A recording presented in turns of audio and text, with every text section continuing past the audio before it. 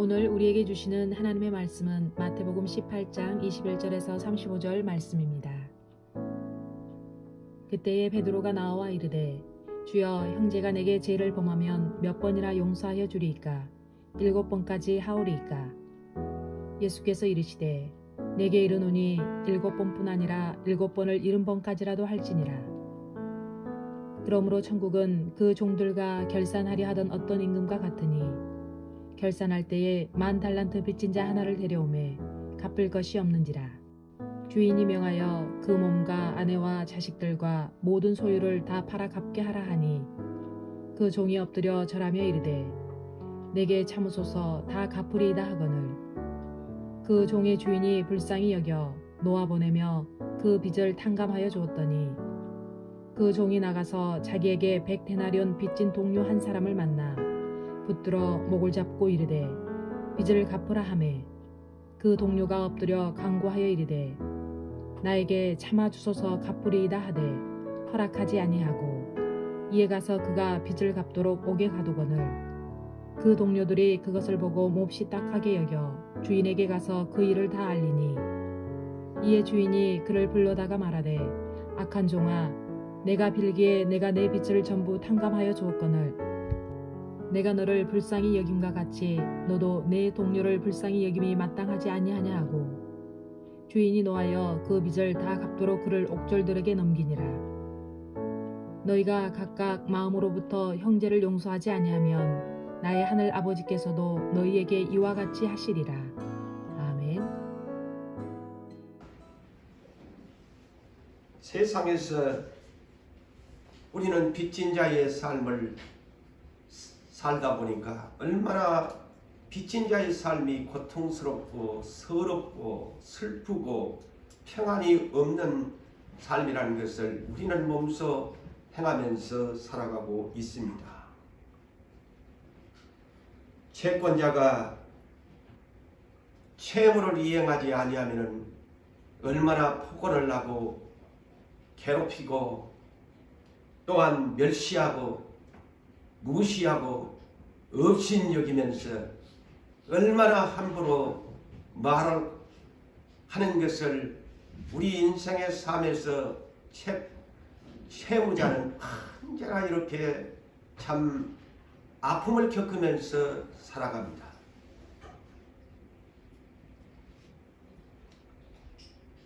다시 말씀을 합니다마는 채권자가 채무를 이행하지 아니하면은 여러분 많은 고통을 겪고 산 경험을 가지고 살아갑니다. 그래서 채권자가 채무를 이행하지 아니하면은 우리를 어떻게 해요? 상대를 굉장히 가볍게 여기죠. 지난날에는 그렇게 잘했었는데 내가 그분에게 빚을 지고 사니까 말 한마디가 이제는 거칠어지고 상대를 보는 눈이 얕잡아 보게 되어지고 그러면서 우리의 인생을 살아왔는지 모릅니다. 우리 그리스도인들은 누구나 할 것 없이 저와 이 자리에 있는 모든 살아가는 성도 여러분들은 우리 주님에게 가장 큰 사랑을 빚지고 살아가고 있습니다. 그러면서 오늘날 우리는 하나님을 사랑합니다. 주님, 내 죄를 용서해 달라고 날이면 날마다 부르짖고 살아갑니다. 우리 예수님은 하나님 아버지께서 하나밖에 없는 독생자를 저와 여러분들의 죄를 용서하기 위해서 세상에 육체로 오셨습니다. 예수 그리스도는 삼위 하나님 가운데서 성자로서 근본 하나님의 본체셨지만 그 모든 것을 버리시고 자기의 자신을 비워서 종의 형체를 가지고서 사람이 되셨고 자기를 낮추시고 또한 사람의 모양으로 나타나사 죽기까지 하나님의 뜻에 의해서 십자가에 복종하는 삶을 우리를 위해서 죽으셨습니다. 하나님 아버지는 독생자를 이 땅에 보내신 것은 하나밖에 없는 내 아들인데도 아낌없이 기꺼이 우리에게 내주셨던 것은, 세상을 사랑하사 독생자를 주신 것은 우리를, 죄인들을 위해서 멸망시키지 아니하고 그 아들의 속죄의 제물로 통해서 죽어주심을 믿는 자에게는 영원한 영생을 주시기 위해서 우리 하나님께서는 하나밖에 없는 아들을 기꺼이 나를 위해서, 여러분들을 위해서 내주셨습니다. 그러므로 오늘날 우리는 그분을 통해서 영원한 영생을 약속받고, 오늘도 내가 죄인이지만은 하나님께 날이면 날마다 나는 너무 허물이 많습니다. 오늘 하루도 죄인으로 살았습니다.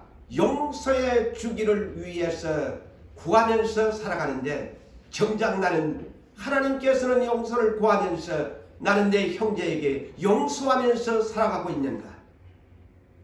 이것이 오늘날 우리에게는 가장 큰 믿음의 과제입니다. 이 믿음의 과제를 믿음으로 풀지 아니하면은 나 역시 용서를 하나님 앞에 받을 수 없다는 사실을 알고 예수를 믿으셔야 합니다. 날마다 하나님 앞에는 용서를 구하면서 나는 정작 내 형제를 용서하지 아니한다면, 하나님도 오늘 본문을 보셨지만 네 죄에 용서하지 않는다고 경고하고 있습니다.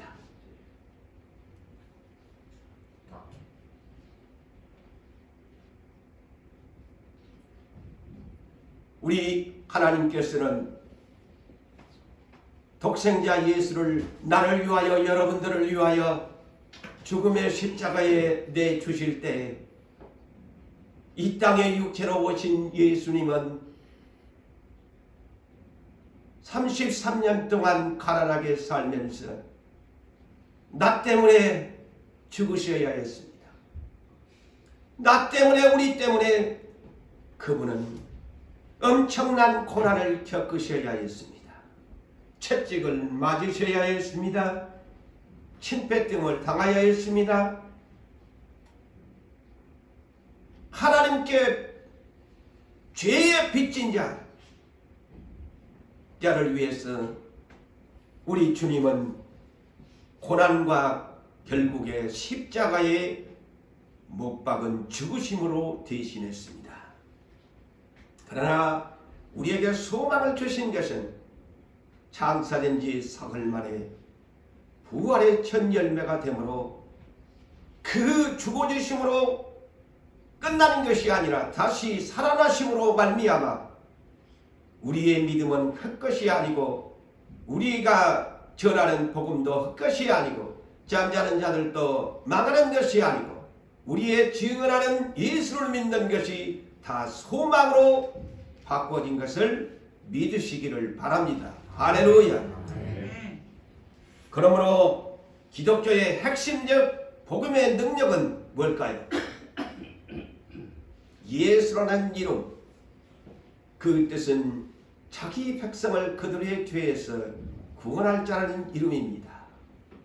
오직 예수 그리스도의 이름으로만이 우리는 구원을 얻을 수 있습니다. 또한 우리가 하나님의 자녀된 권세를 얻을 수 있는 것, 내가 하나님을 아버지라고 부를 수 있는 것, 내가 하나님의 양자가 될 수 있는 것은 그분을 영접하는 자, 곧 예수 그리스도 이름을 믿는 자들에게는 자녀된 권세를 주셨다고 요한복음 1장 12절에서 말씀하고 있습니다. 그러므로 예수 그리스도의 이 이름은 위대한 이름인 것입니다. 유일하신 구원자의 이름, 이는 어느 누구도 이 이름을 베낄 수도 없는 것이고 따라갈 수도 없습니다. 사랑하는 성도 여러분들이여, 우리는 예수님을 믿음으로 바라봅시다. 히브리서 12장 2절에 믿음의 주여 온전하게 하신 이에 예수를 바라보자. 예수를 바라봐야 합니다. 왜 예수를 바라봐야 하느냐? 예수 그리스도는 그 앞에 있는 기쁨을 위하여 십자가를 참으사 그 벌거벗은 수치를 나의 빚을 갚아주려고 부끄러움을 개의치 아니하시더니 하나님 우편에 앉으셨느니라. 할렐루야.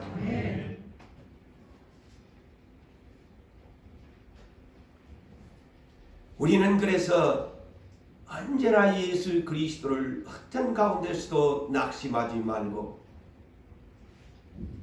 나의 빚을 갚아주기 위해서, 사망의 빚을 갚아주기 위해서 내 대신 죽어주신 예수님을 바라봐야 합니다. 감사해야 합니다. 그분을 보고 기뻐하고 찬송해야 합니다. 믿음이 없는 사람들은 이 십자가의 도를 미련하게 봅니다. 벌거벗고 죽은 예수 미쳤다고 믿나? 지 자신도 구원하지 못해서 십자가에 못 박아놓고 문 예수를 믿으라고 하냐? 어리석게 봅니다. 그래서 고린도전서 1장 18절에 십자가의 도가 멸망하는 자들에게는 미련하게 보이는 것이요, 구원을 받는 우리에게는 하나님의 능력이라. 할렐루야. 구원을 얻는 우리에게는 십자가의 도가 어리석게 보인 것 같지만 십자가에 죽으신 그분을 바라보면 그것을 믿을 때 하나님의 능력이 되는 겁니다. 그래서 바울 사도는 갈라디아서 6장 14절에 우리는 십자가를 부끄러워합니다. 십자가 지는 것도 부끄러워합니다. 예수님은 부끄럽게 그 십자가를 다 지셨습니다. 그런데 오늘날 우리가 저나 여러분들이 이 십자가를 하나님이 우리에게 주어지면 그 부끄러움과 멸시와 천대가 귀찮아서 셀프 크로스, 자기에게 주어지는 십자가를 지지 않으려고 합니다. 왜? 나에게 부끄러움이 오니까, 나에게 멸시가 오니까, 나에게 천대가 오니까, 나에게 억울함이 오니까, 나에게 고통이 오니까 자기 십자가를 자기 스스로 벗어버리려고 노력을 합니다. 그것 때문에 때로는 미워지고 원망스럽고 후회가 되어지고 낙심이 되어집니다.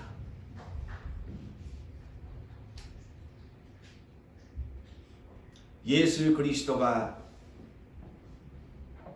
세상에 오신 것은 십자가를 지기 위해서 오신 것입니다. 바울 사도는 갈라디아서 6장 14절에서 나의 인생에 자랑할 것이 많이 있지만 나는 십자가 외에 자랑할 것이 없다고 이렇게 고백을 선언합니다. 과연 우리는 십자가를 자랑할 수 있느냐? 예수가 나를 위해서 지신 십자가를 자랑할 수 있으며, 또한 하나님께서 여러분 자신들에게 주어지는 십자가, 나 예수 때문에, 주님의 몸된 교회 때문에 내 십자가를 부끄러움을 참으면서 자랑으로 여기는 사람이 과연 얼마나 있을까요?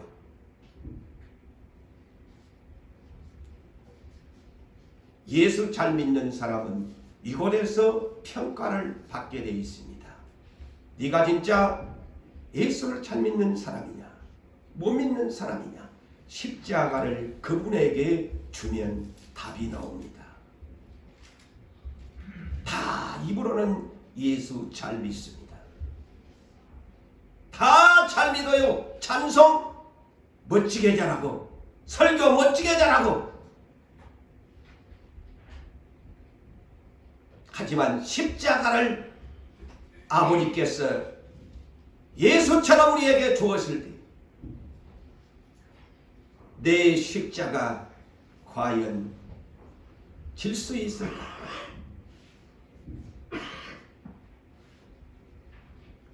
주님이 이 땅에 초림으로 오셨던 까닭은 세상 죄를 나를 위하여 여러분들을 위하여 대신 지고 가는 어린 양의 속죄물이 되기 위해서 오셨습니다. 우리 죄인들을 위하여, 나 죄인을 위하여, 여러분 죄인을 위하여 속죄의 어린 양이 되시기 위해서, 그리고 하나님과 나 사이에 원수된 관계를 십자가의 브릿지를 놓아서, 크로스 브릿지를 놓아서 화해하는 화목의 제물로 주님이 오셨다는 사실을 잊지 말아야 합니다. 예수가 안 오셨더라면 영원히 저와 여러분들은 하나님과 원수의 관계요 왕래할 수 없었습니다. 그렇지만 십자가를 예수님께서 당신이 희생하심으로 십자가의 다리를 하나님과 나 사이에 놓아주어서 천국으로 갈 수 있는 사람이 된 것입니다. 할렐루야. 네.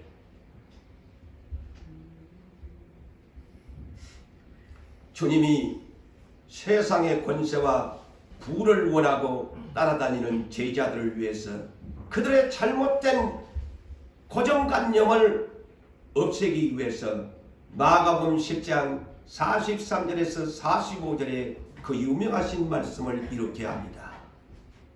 너희는 크고자 원하고 있지만은 네가 크고자 한다면은 네 섬기는 자가 되어라.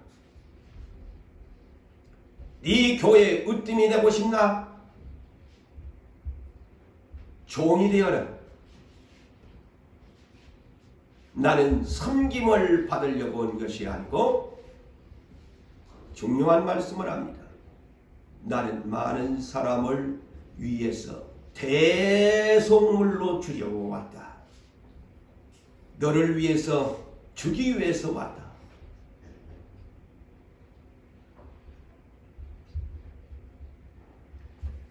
여러분, 주님은 골고다는 번역하면 헤볼이라는 로마의 사형장이지. 유대인들을 사형하는 사형장소가 골고다의 언덕입니다. 그래서 헤볼이지요. 그곳에 주님이 내 때문에, 여러분 때문에 두 강도 행악자, 살인 강도 행악자 좌우편에 세우고 중간에 예수님도 똑같이 두 행악자들처럼 죄가 없으면서도 살인 강도 행악자와 같이 십자가에 못을 박았습니다. 그 못도 오늘날 기계로 아름답게 다듬어진 못도 아니었습니다. 대장장이가 대충 두들겨서 사각으로 만들어진 엄청난 큰 못을 내 오른팔 중간에, 내 왼팔 중간에, 내 밑 두 다리를 포개가지고 사각의 못은 여지없이 병사들의 위에서 박혔습니다. 그것도 부족해서 유대인의 왕이라는 조롱과 멸시가 섞인 가시면류관을 머리에 씌워주었습니다. 네가 유대인의 왕이라면 뛰어내려봐.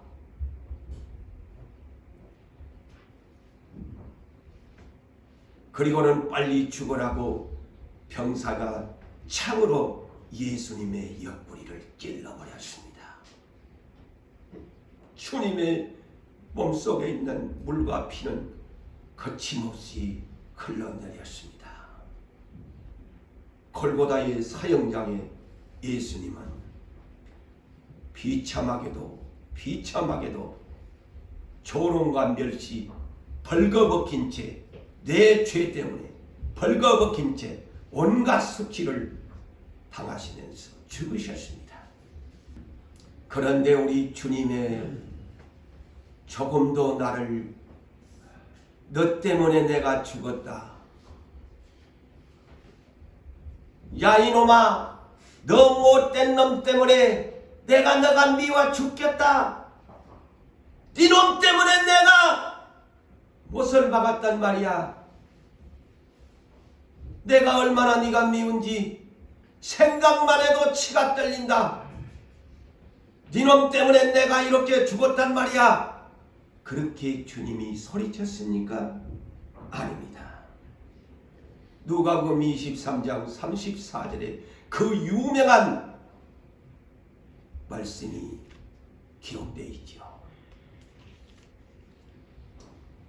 아버지여, 저들을 사하여 주옵소서.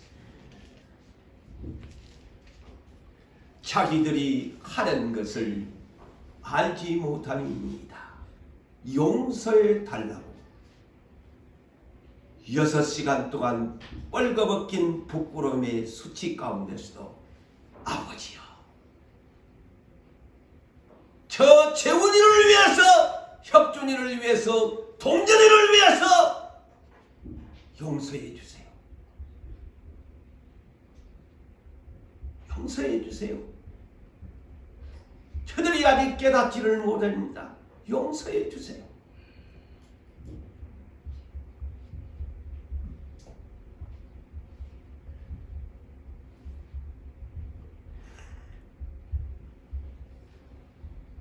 예루살렘 초대교회, 주님이 십자가로 인하여 남기고 간 유일한 초대교회, 최초의 기독교. 천주교는 자기들이 큰 집이라고 하는데 왜 큰 집입니까? 예루살렘 초대교회가 큰 집이지. 이런 말로 천주교인들이 기독교인들한테 한단 말이요. 여러분, 최초의 큰 집이 어디야? 사도들이 세운 마가 요한의 다락방이 큰 집 아니요. 저 바티칸 시티에 있는 베드로 성당이 큰 집입니까? 그거는 후에 생긴 거지. 이 초대교회 7 집사 중에 그 유명한 스데반 집사도 예수님을 위해서 증언했습니다. 유대인들에게 증언했습니다. 그런데 주님의 초림은 구유대교와 신 기독교와의, 제가 언제 이 설교를 할 겁니다. 엄청난 대충돌의 마찰이 일어납니다. 스데반 집사가 증언합니다. 그러니까 유대교, 구교가 신교를 돌로 칩니다. 이는 예수님이 개혁을 시킨 교회인데 깨닫지 못한 그들은 스데반 집사를 돌로 칩니다.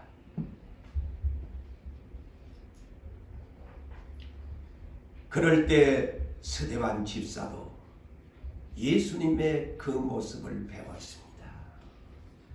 이는 사도행전 7장 59절과 60절에 기록된 말씀으로서 스데반이 돌로 맞을 때에 부르짖으면서 주 예수여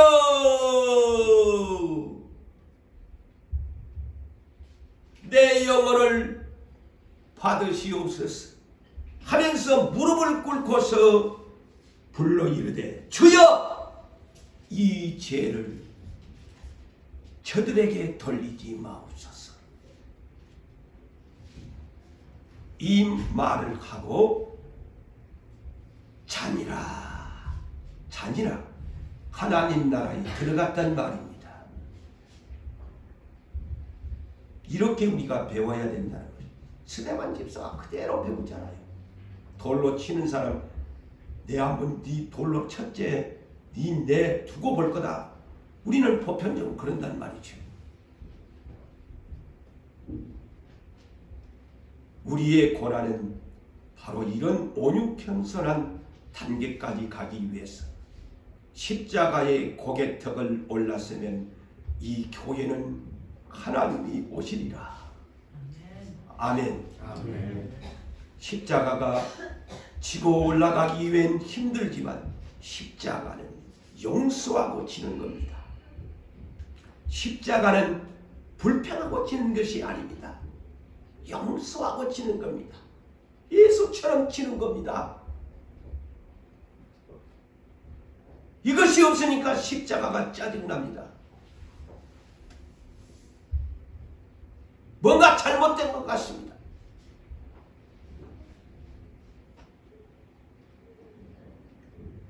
예수님, 날마다 우리가 주기도문을 모르는 사람이 있나요? 저도 그렇습니다. 누가복음 11장 4절에 주님이 주기도문을 이렇게 가르쳐주는 내용 속에 이렇게 합니다. 우리가 우리에게 죄 지은 모든 사람을 용서함과 같이 먼저 우리가 용서하기를 주님이 가르쳐줍니다. 우리가 우리에게 우리 모든 사람을 용서함과 같이 우리 죄를 사하여 주옵소서. 이것이 주기도문입니다. 자, 우리는 근데 거꾸로 기도합니다. 우리의 기도가 잘못된 것이 뭐냐? 거꾸로 기도합니다. 성경은, 자, 그래서 성경을 똑바로 보세요. 우리에게 모든 사람을 용서해 준과 같이 내 죄도 용서해 주세요 라고 기도하라고 합니다. 근데 우리는 맨날 하나님 앞에 내 용서해 달래. 그래 놓고는 남들은 용서 안 해. 그러니 우리 기도가 응답이 없는 거예요.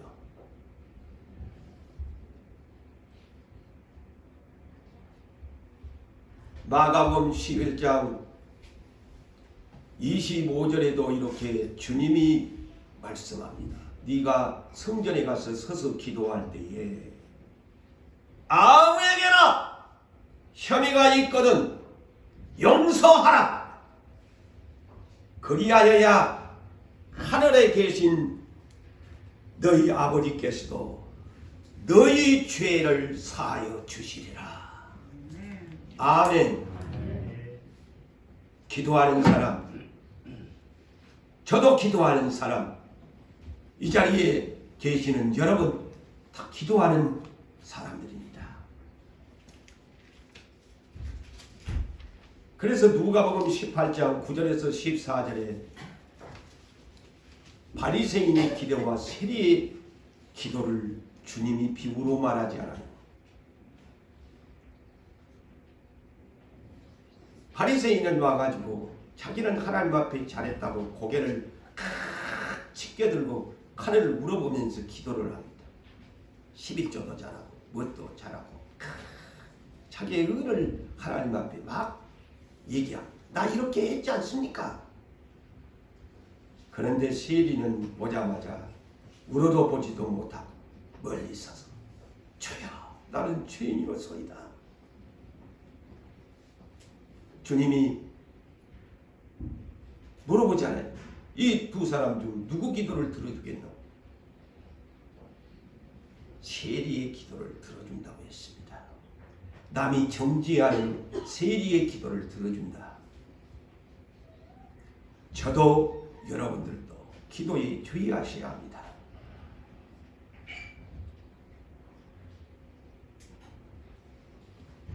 여러분, 왜 그토록 이스라엘 나라의 유대에 많은 왕들이 있는데 그 중에 대표적인 퍼스트 킹이 왜 다윗입니까? 사도행전 13장 22절에 그를 일컬어서 누가는 이렇게 성령의 감동으로 기록했지요. 그는 내 마음에 맞는 사람이다. 그리고 내 뜻을 다 이룰 사람이다. 곧 예수 같은 분이지. 예수 같은 내 마음에 맞는 사람이다. 자, 그를 장차 유대와 이스라엘의 왕으로 세우기 위해 일찍이 그를 불러가지고 선지자를 통해서 비전을 줍니다. 17살 나이에 기름을 부어줍니다. 이는 앞으로 이스라엘 왕이 될 것이다. 하나님은 쓸 제목들은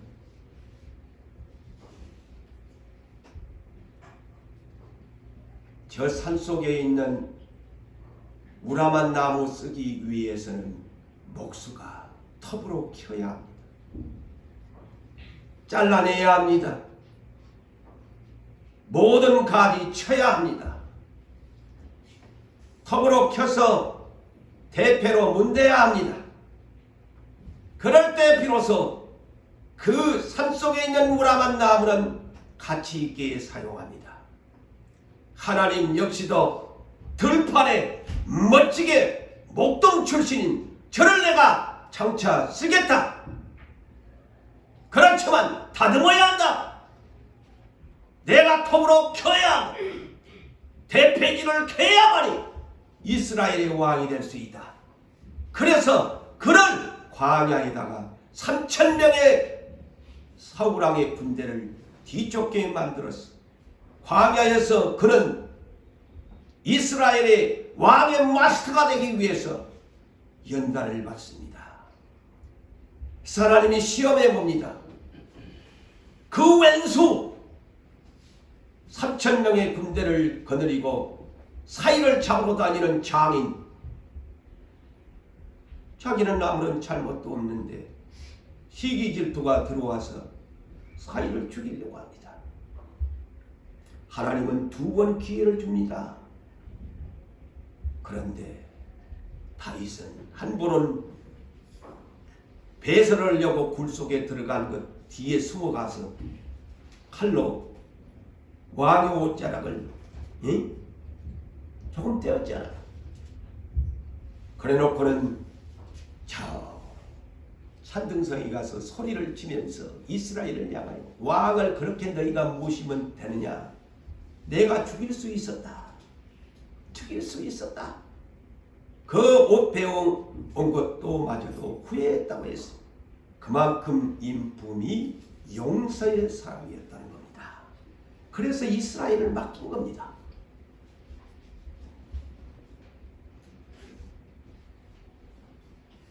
여러분은 지금 하나님이 뭔가 맡겨주기를 원하죠. 왜 안 주냐고 하죠. 그런데 내 그릇이 준비됐나? 내 그릇이 정말 온유 겸손한 그릇이냐? 이것입니다.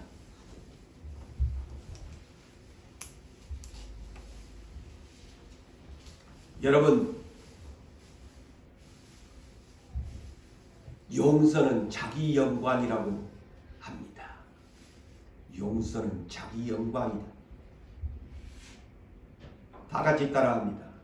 용서하는 것은 자기의 영광을 나타내는 것이다. 자기의 영광을 나타내는 것이다.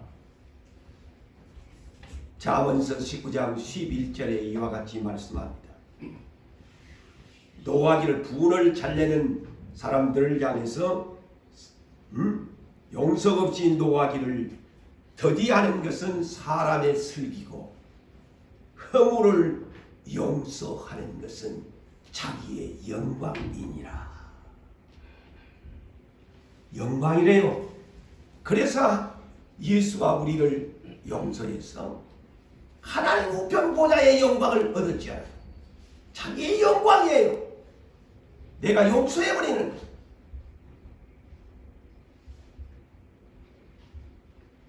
베드로전서 4장 7절과 8절에서도 만물이 예수님이 재림이 가까울수록 정신을 차리고 근신하고 기도하면서 뜨겁게 열정적으로 서로 사랑하는데, 사랑이라는 것은 뭐냐?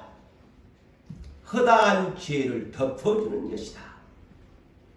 허다한 죄, 많은 죄라도 덮어주는 것이 사랑의 용서다.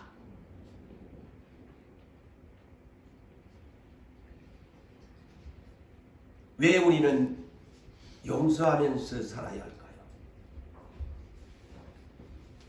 사랑하는 성도 여러분들이여, 왜 우리는 용서해야 합니까? 에베소서 2장 1절 이하에 있는 말씀을 중요한 구절만 소개합니다. 예수는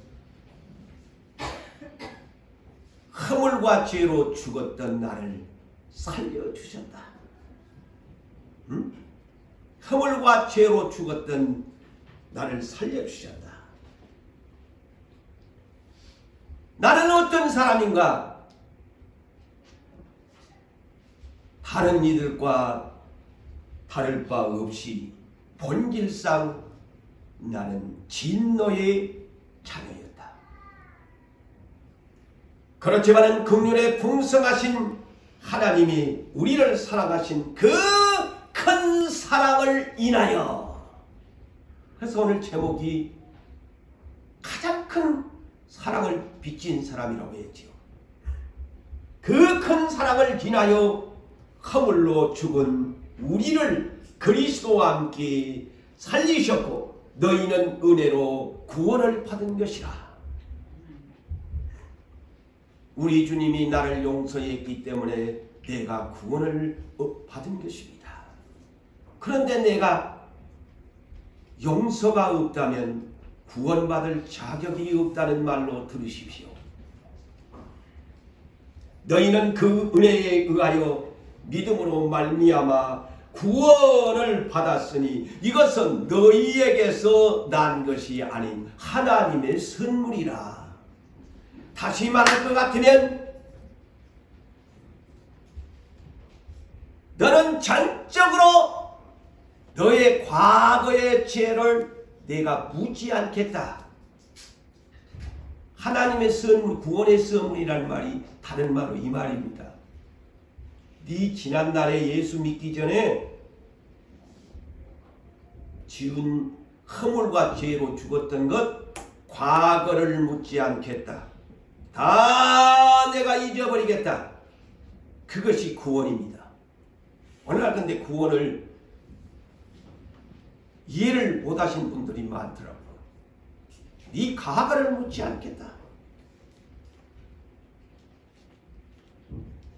네 본질상 진노의 자녀고 불순종한 저 원수 마귀를 따라다닌 자 아니었나? 나 네 과거를 묻지 않겠다. 네가 나를 믿으면 영접하면 이로부터 너는 구원받은 것이다. 할렐루야. 이것이 1차의 구원인 것입니다. 이제는 믿었으면 잘해야지요. 행위가 따라줘야 돼요. 그때부터 이제 돌아왔습니다. 과거를 묻지 않는다고 했으니까.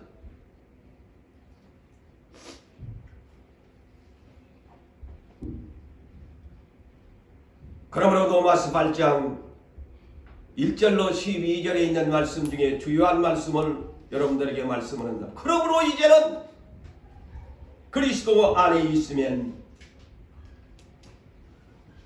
결코 정죄함이 없다. 이는 그리스도 예수 안에 있는 생명의 성령의 법이 너를 해방하였다. 너를 이제 죄에서 해방하였다. 이것이 구원이에요. 너를 죄에서 해방하였다. 과거를 묻지 않겠다. 이것이 구원이에요. 하나님의 선물이에요.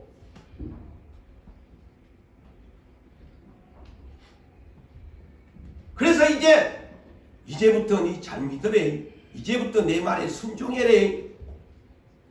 이것이 복음입니다.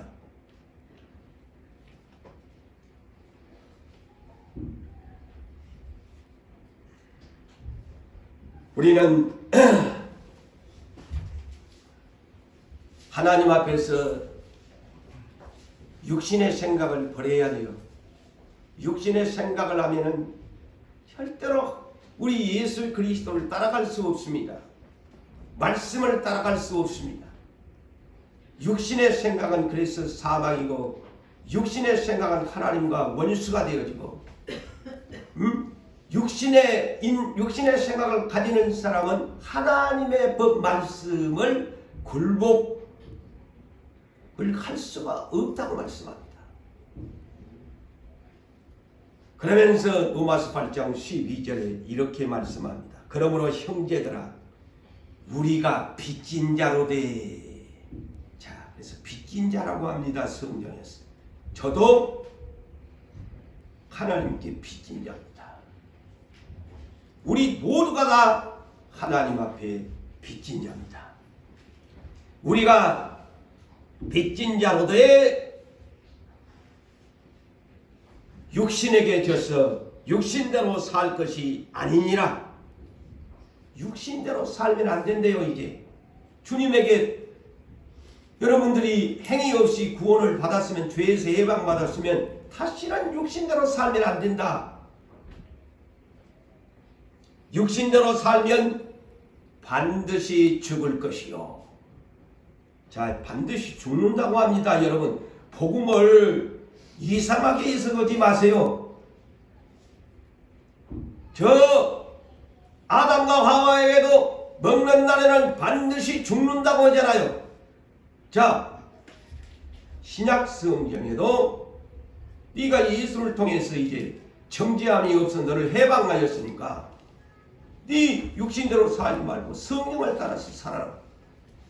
네가 또다시 육신에게 져서 육신대로 살면 반드시 죽을 것이다. 그러므로 영으로서 몸의 행실을 죽여라고 말합니다.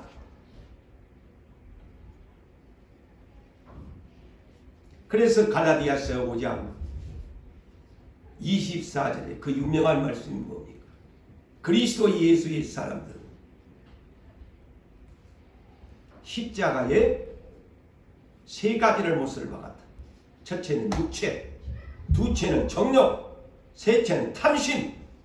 이 십자가에 못 박아버렸다. 그러므로 너는 이제부터 육신대로 살면 안 돼. 네 죽었지 않니?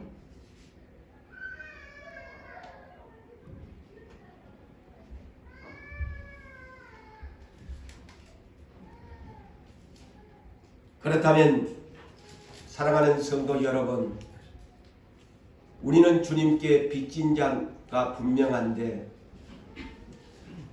사람들을 몇 번이나 용서해야 될까요? 오늘 본문에 예수님의 제자인 베드로가 질문합니다. 자기까지는 굉장히 깨달은 것처럼, 자비가 많은 것처럼, 용서를 잘한 것처럼 주님에게 질문합니다. 주여, 형제가 나에게 범죄하면 몇 번이나 용서하리까? 7번 해줄까요? 이렇게 질문합니다. 7번 해줄까요? 주님의 대답은 이렇게 답을 합니다. 7번뿐 아니라 7번을 70번까지라도 해줘라. 자, 우리는 이 말씀 앞에 고개가 숙여져야 합니다. 저 역시도 여러분들도 한 번 용서도 못해서 평생을 마음에 품고 다니면서 심심하면 그 사람 욕하고 헐뜯는데, 주님은 나더러 7번 날이 70번이라도 용서를 해주라고 합니다. 자, 누가 예수 잘 믿는 사람이요? 이것 보면 아는 겁니다.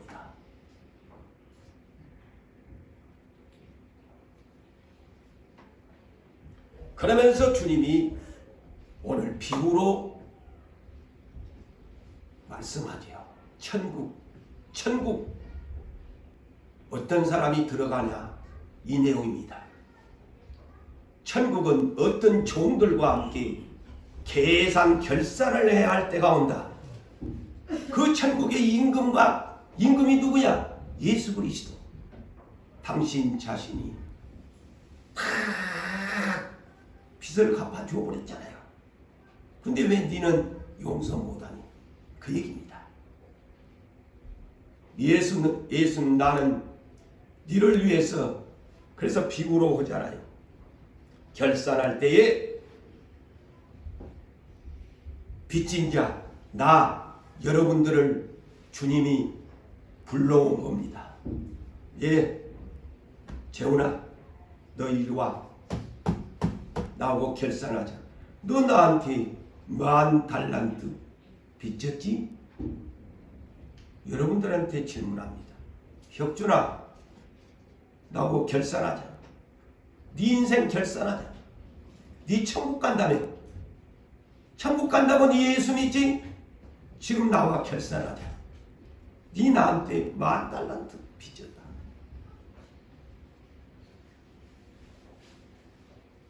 그런데 10,000달란트 빚진 자가 갚을 것이 하나도 없습니다. 무엇로 갚아야 할 것이냐? 우리 돈으로? 봉사로? 하나님 이렇게 갚으면 되잖아요. 큰소리 친 사람들 많겠죠. 사실은 다 주님 것이라서. 창조물 모든 피조의 세계는 다 주님 것이야. 빈손 들고 와서 빈손 들고 가는 주제가 무슨 갚을 것이 어디 있어? 아무것도 없는 주제. 분수도 모르는 사람. 국어를 배웠으면 주제를 알고 산수를 배웠으면 분수를 안다는 그 세상에 그런 언어도 있습니다만 나를 알았다라면 나는 용서의 사람이 되어야 합니다. 여기에 10,000달란트 가치는 여러분 그냥 상식으로만 다 보는 관점이 다르지만은 저도 구약시대의 한 달란트는요 무게를 따질 때에 34.27kg이었어요. 이걸로 돈으로 환산을 하면 3,000세겔이었다.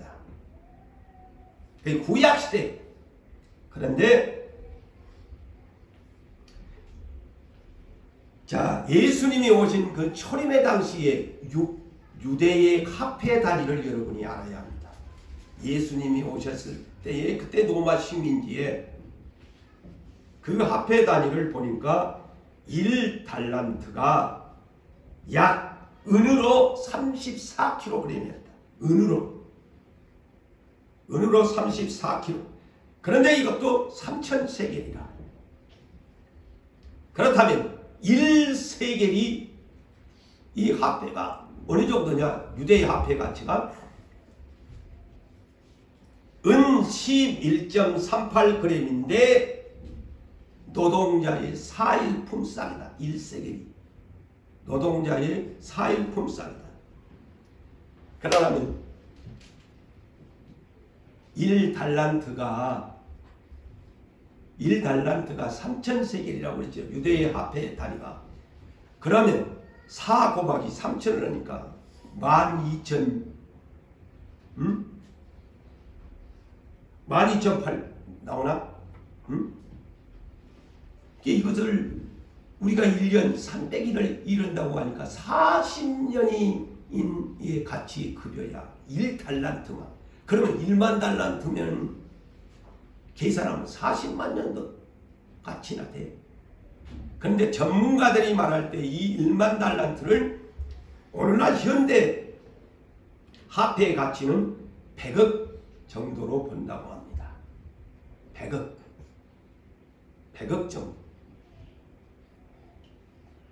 그러니까 가난한 자는 평생 못 갚죠. 100억을 어떻게 갚아?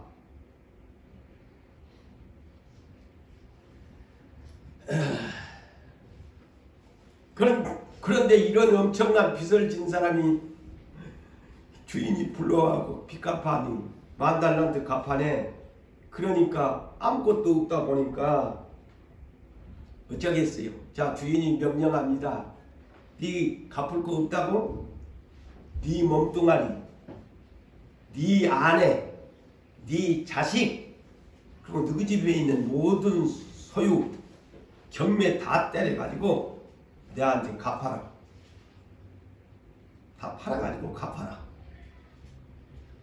그러자 일만 났던 그 빚진 자가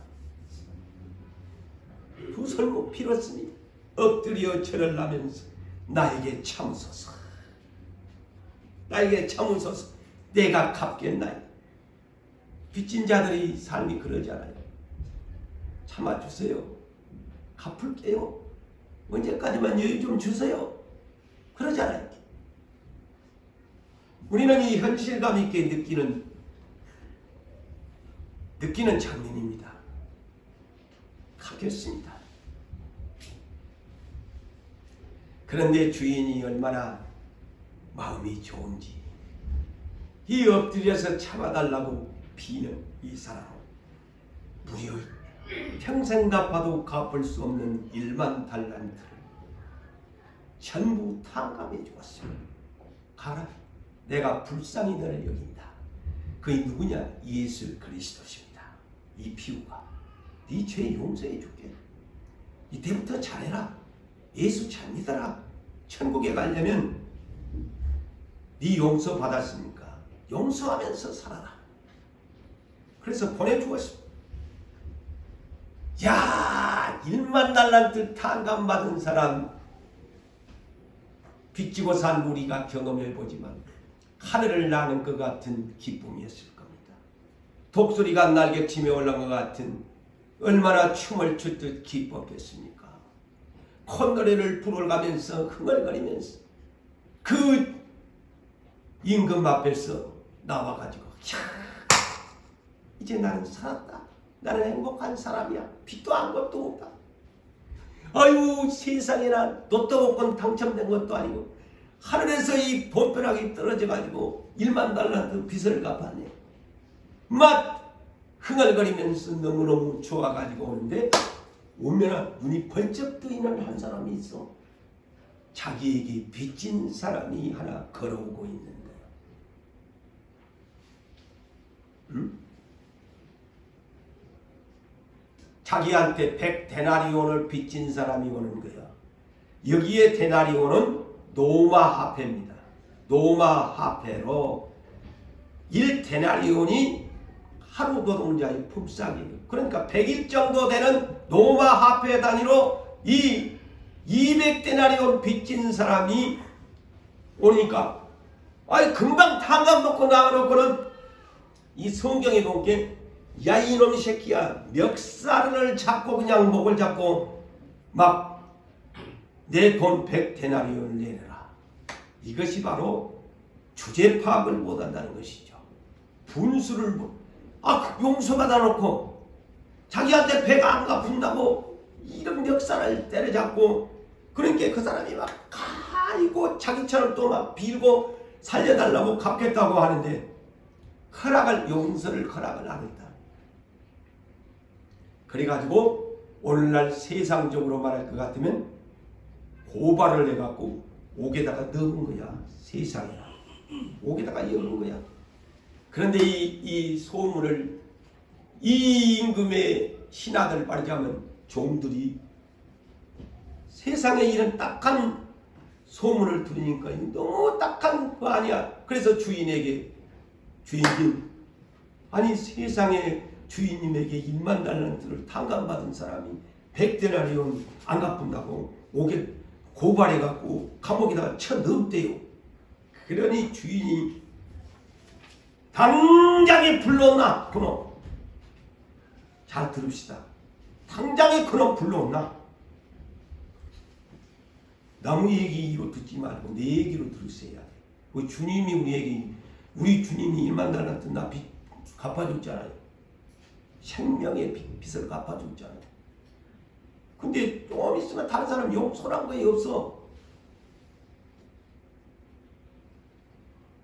그래서 너희놈! 네가 나에게 빌기에 그래서 빌었단 말이야.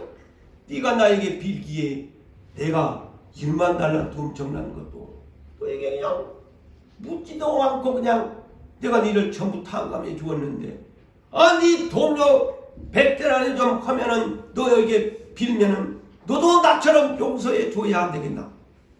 너희는 여봐라, 저놈을 당장에 옥졸들에게 넘겨서 감옥에 그냥 놔둬라. 바로 이 말이 영원한 지옥불로 떨어진다는 말씀으로 해석하십시오. 이것이 뭐냐? 마태복음 25장 31절 이하의 양과 염소의 비유를 이곳에다가 여러분이 해석하면 영원히 저놈 지옥불에다 던져버리라.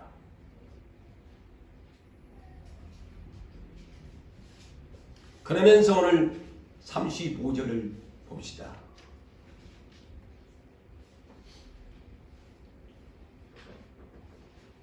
이것이 결론이지요. 너희가 각각입니다. 한 사람 한 사람, 너희 여교대에 앉아있는 모든 한 사람 한 사람 마음으로부터, 다 죄는 마음에서부터 시작되잖아요. 마음속에가 지우지 않으니까 용서가 안 되는 거예요. 마음에 성령의 지옥으로 지워버려야 돼요. 근데 내 마음에 성령의 지우개라 아니니까 항상 그 생각이 나. 마음으로부터 형제를 용서하지 아니하면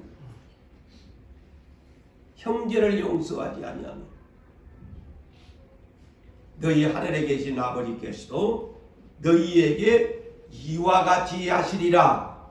이와 같이 하시리라가 무슨 말이에요? 저 1만 달란트 빚진 자 영원한 감옥에 던져버린 것 같이 할 것이다. 용서 안 해준다. 지옥 불구덩이에 던져버린다는 말입니다. 자, 마태복음 6장 14절에서 15절에도 이렇게 말씀합니다. 너희가 사람의 잘못을 용서하면 하늘에 계신 내 아버지도 잘못을 용서해 주리라. 아멘.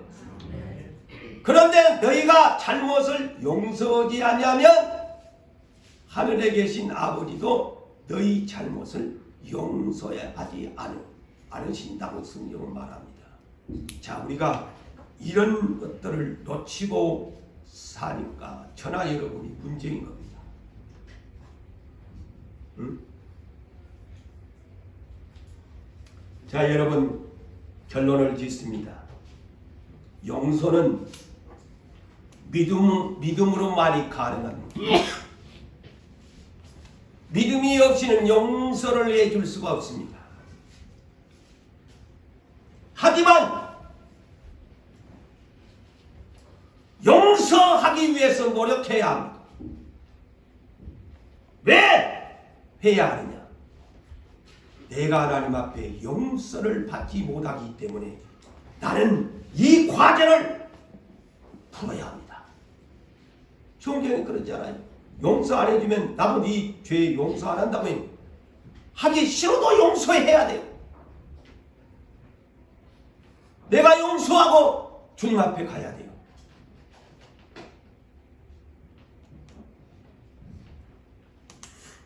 용서는 믿음의 증거입니다.